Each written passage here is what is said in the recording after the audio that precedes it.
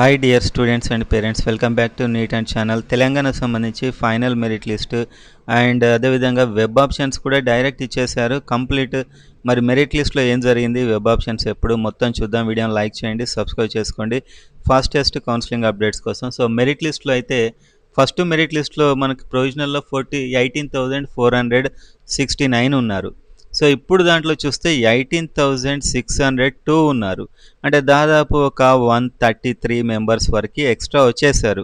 So దీనివల్ల cut off ఏమైనా change అవుతుందా అంటే మార్క్స్ అయితే దాదాపు 2000 ర్యాంక్ వరకు ఏమీ మారలేదు.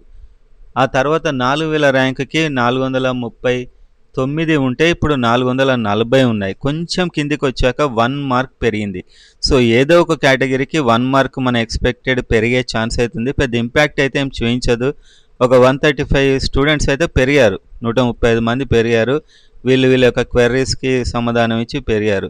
అండ్ ఇప్పుడు ఇంకొక మెయిన్ డీటెయిల్ ఏంటంటే మనకు వెబ్ ఆప్షన్స్ ఇచ్చారు ఇక్కడ. టీఎస్ఎంఏ డిఏడిఎంలో రేపటి నుంచే చేయాలి మరి వెబ్ ఆప్షన్స్. సో ఇచ్చారు ఇక్కడ డేట్ టైం అన్నీ ఇచ్చేసారు ఇక్కడ.